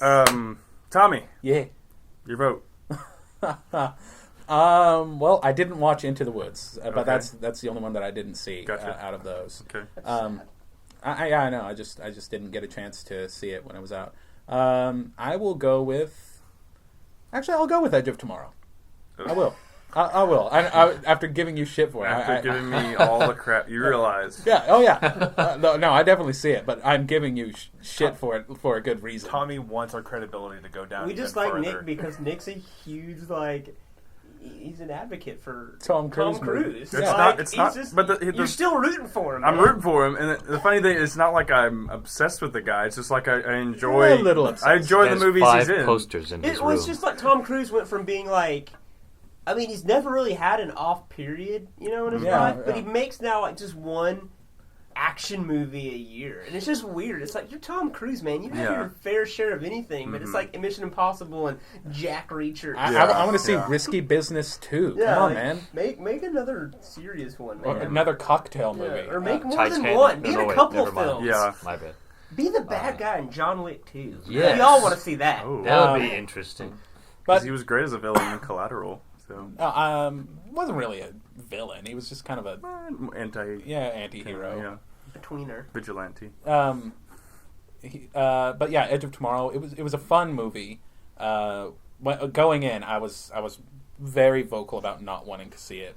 But once you get into the pace of the movie and how live, die, repeat. Yeah. I think that was the slogan that the movie went by. I think it ended up becoming the title. Well, they kind of blow it up and then put Edge of Tomorrow really is very small on the case. So I think on IMDb it's now called Live, Die, Repeat. That's a better name, I think. It's like Groundhog's Day, only with giant robots. Right. So, so yeah, it just no Bill Murray. Yeah, completely. Well, you don't know. He might have been in there at some point. There's a deleted scene. Just walks just on. Like, what? Not again. But yeah, I'm tired of superhero movies, so X-Men and Guardians are out, and the movie about the monkeys wasn't as good as the other movie about the monkeys. So, Isaac, I'm gonna choose X-Men. Okay, I liked X-Men. Gotcha. Why? I liked how it tied their origin movies with the original X-Men movies together, and just gave them both an ending. Yeah. I just really enjoyed... And saved the X-Men franchise. Yes, that is also true. And obliterated part of the franchise. Yes. Who's and that? makes Deadpool possible. Yes. I guess. Yeah. But who's that character that had the super speed? Quicksilver. Yeah, I really liked him. Not Quicksilver. Not Quicksilver, but Quicksilver. Not Quicksilver. Wink. It's all legal copyright thing. I'll explain later. I liked that character. I just want to say. Okay. Cool. I thought it was Isaac would play Quicksilver if we casted X-Men. I'm totally cool with that. I just really thought it was a good way to tie that all together and end it. They did an excellent job. Would he, though? I mean, he talks really slow. I can talk faster. We'll just give him some Mountain Dew and then let him get all jacked up on Mountain Dew. Mountain Dew or Mountain Dew not. There is no try. Anyway, that's my choice. Okay. Taryn. I have to give it to Guardians of the Galaxy. It's my favorite movie of the year. Okay. It's just a solid, good, fun film, which, coming from, Marvel films that have been sort of dark here lately, it's just a really enjoyable film. And it's what I go to the movies for. I go to enjoy, I go to get away from my life, and that's exactly what this film accomplished. Like, I love thinking movies, but this was one of the best just have fun movies I think that's come out in a really long time. I'll agree with that, yeah. Definitely. Corey. Into the Woods. Tell me why. It was just better than the other four. Okay. I'm not going to say more, you'll cut me off. Into the Woods. Into the woods. Into the Woods. It was good. This is quickly becoming the song. I know. It was. You go back to our first podcast and hear me talk about Into the Woods. It was great. Pretty much every podcast we've done. Practical effects, huge stages, loved it. It's been hammered by critics for some stupid reason. For all those reasons, that they took a very, very popular stage film and applied some of those stage things on film, rather than overly CGIing the crap out of everything. I mean, even Johnny Depp playing a wolf, they could have. It's Disney. They could have totally wolfed him out, but instead they did something more creative with it. Yeah. Okay. And I just enjoyed it. And I think the critics may not like it, but I think the audience definitely responded to that a lot more favorably than they would have a CGI wolf or a CGI special effects. I agree. I liked Into the Woods. I just thought it was an incredibly great film beginning to end. I saw it twice in theaters, which is rare for me. Mm-hmm. Okay. So. If you pick the only option that hasn't picked, we'll have a 5-way tie. It'll be a 5. If I was to pick Dawn of the Planet of the Apes, but actually that's the only one I haven't seen, so I'm not going to pick it. I wonder what you realize that this is where Nick chooses his friend. Or his brother. Nick Blood, his man. best friend, and then we all stay in a house snowed in together for the next 2 days. We all become divided over this one genre. Search your feelings. So, you know it to be true. I enjoyed Into the Woods. You better say it right there. But I didn't enjoy it as much as Corey did. Okay. Well. So now me and Corey are no longer friends, apparently. So, Guardians of the Galaxy, I agree, it was the box office popcorn movie of the summer. But it suffered from what I think Edge of Tomorrow also suffered from, which was kind of... Isaac is freaking out. Oh, man. A bit of a not the best ending. Guardians of the Galaxy flipped it though, and kind of took care of the Marvel cliche and made it funny. Yeah, the end fight was a dance-off. Yeah, it was a dance-off, so it was great. Edge of Tomorrow kind of shoot in for the easy out, I feel like. But where it could have had like this great commentary. So yes, I'm going with X-Men. Nepotism. Complete nepotism. Yeah, this isn't even... Y'all undone an hour and a half of work. Like, none of this is credible anymore. It is so credible.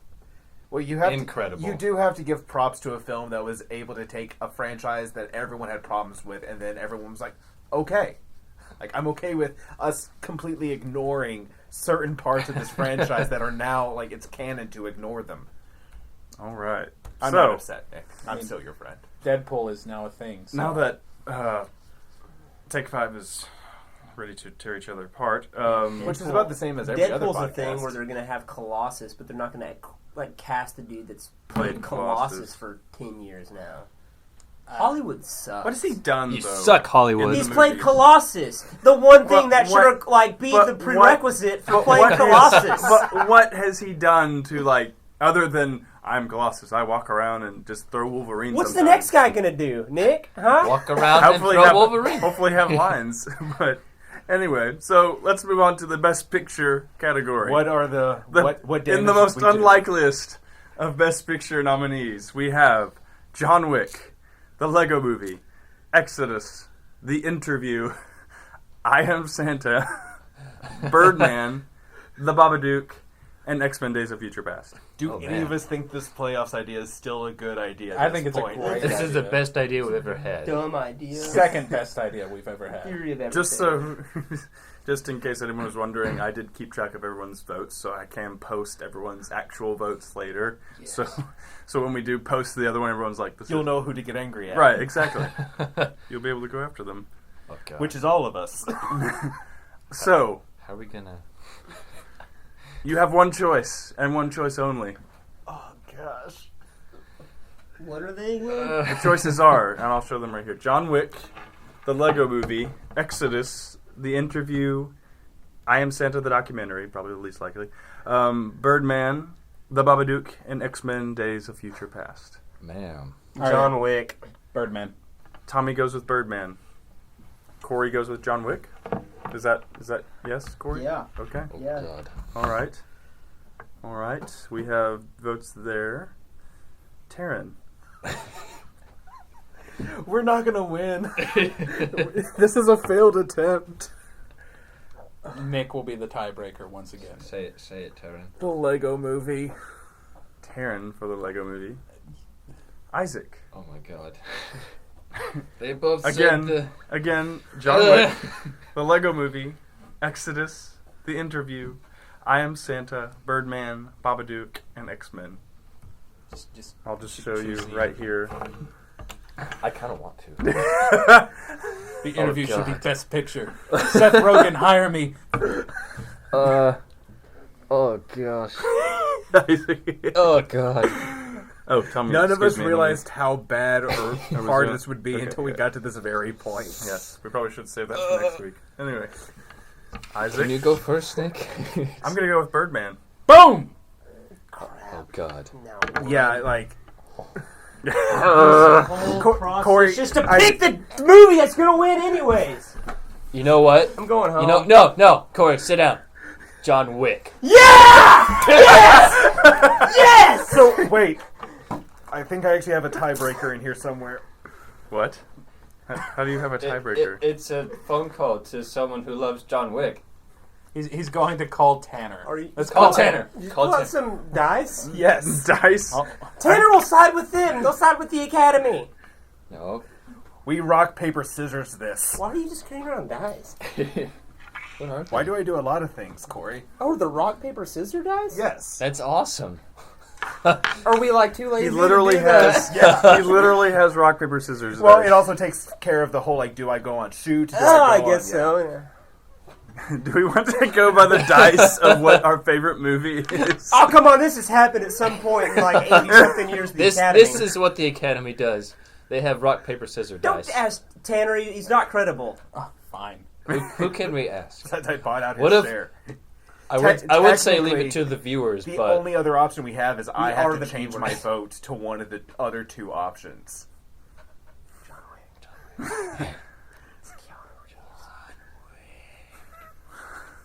It's either that or dice. You guys decide. All right, I will roll one. All right.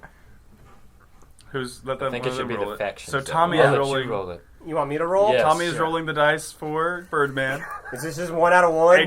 let's- It's no, just one go? How I about think 2 out of 3? 2 out of 3. Yes. 2 out of 3. to build Okay, up. here we go. Round All right, one. First roll, and we're probably Oh, going no. It's 2 out of 3. The winner, if it goes to 3, the winner of whoever, because you'll roll the next one. Okay. Yeah. And y'all switch. Okay. Okay. Okay. Now? now. Yeah! Yes! And with Rock, Corey, and Isaac beat Scissors. Oh, Yeah. yeah! All right. Yanu! Brother versus brother. Here we go. For all the marbles. All the golden statues. Yeah. And roll. Scissors beats paper! No! I thought that was a Suck twist. it! Okay, So it's 1-1. I fight Nick. God. Suck it, Isaac. And we're rolling. Ready? Now! It's your Manji. Oh, scissors. It's scissors and scissors. Oh, God! That was so anticlimactic. One more time. The energy really picked up when we did this. Oh my God! Scissors again. Now! What's going on? Hold on. That's like that thing in Stand By Me. What's that called? Where the The dice keep scissoring. That's what's happening. No, Isaac, it's stop. like a goosher or a gusher Everyone, or a everyone, squeezer, man. we're being too loud. So what has Finally. happened is that Okay. we just rolled 2 scissors in a row. Three scissors in in a a row. Okay, I think this means that the universe wants us to stay at a tie. God is saying no. Lego Movie wins. All right, almost. All right. One more Come on, time. Corey. Let's. All right. Now! Now. Scissors. Yeah! Woo! Oh! You should have listened to me, Nick. This is what happens when you don't listen to me. So after that amazing Oh, best podcast game. ever. Suck it. You're welcome, The guys. die should be a new a thing. fixture. It should Okay. definitely be a thing. Keep those Okay. around. You're welcome, Thank you, Luke Keanu. Crate. In case you're wondering what all that madness was, Taryn had a pair of dice that are paper rock scissors designed. What are all the sides? Are they Well, just 2 all? Yeah, scissors, 2 rocks, 2 paper. Yeah. Okay, cool. Fair enough. And we rolled 2 out of 3. Corey and Tommy rolled first, then me and Isaac, and then me and Corey, and we landed on scissors matching 3 times. Yes. And then it came down to scissors beating paper for the win. John Wick, best film of Ever. the year. Decided by fate. I think fate said, Now, can no. we not agree the Oscars would be a little more fun If we had a if dice roll. somehow John Wick could end up best film of the year? If The Academy would underdog just story. adopt this system. Yes. Yeah, absolutely. It's a much better system. Definitely. Five be guys, mad. It would so be glad I madness. brought these dice. 5 guys sitting around a table arguing for 2 hours. Isn't that what the Oscars are anyway? It's a much better No, system. the Academy's gotten it down to where they only have to watch about Can 7 to 10 movies at the end of the year. Yeah. Taryn, can we get some kind of like John Wick segue with John Wick like running with Yeah. the Well, Oscars. right now the graphic is the normal logo, but there's a red and black gradient background with 2 Oscar statues at the side. So I'll just put Keanu Reeves' Yes. head on the Oscar Let's do that. statues. it would look beautiful. Yeah. I'm not that mad about it. No, No, I'm not either. I'm not that mad about it. Honestly, this was a lot better than watching the Oscars is going to be tonight. I'm just glad Whatever, Neil Lego Patrick movie Harris is didn't going win. to kill it. That's true. I'm thinking about not coming back when I go home and just watching the Oscars. But I can watch Fastlane. But we can have a sleepover. Yeah, but you might get snowed in. I And probably Corey will. just lost all credibility for his own podcast. Oh man, I did. So anyway, that's it for us this week. You guys should tune into the Oscars, and we'll be talking about that next week. Tune into the Oscars, which happened 2 days ago. Yeah. And listen to our next podcast where we've already told you we aren't watching the Oscars. Yes. To hear us talk I'm gonna about go buy John Wick now. the Oscars. Yes. Also, our mandatory Cloverfield reference for the week. Yes. There we go. Yes. Cloverfield. Great movie. Yeah, I already mentioned the November Man, so But anyway, make sure to like and subscribe. Comment below if you don't like our Best Picture nominees or our winner. Or how we did this entirely. Or how we did this entirely. Be sure to tune into our 1004 Holds podcast hosted by Corey Williams. We are now going to put brackets up in our homes. And as entire 2015 goes, we will add movies we like to categories. Okay. So next year, we're not like making this up. Yeah, this is going to be a lot more stable. Yeah. This is going to be a lot more stable next year. Okay. If we're still around. Mm-hmm. And then be sure to also tune in for any of our drive backs that we do. But anyway, that's it. We'll see you guys later. Roll, smack, and jack. There we go. That's a wrap.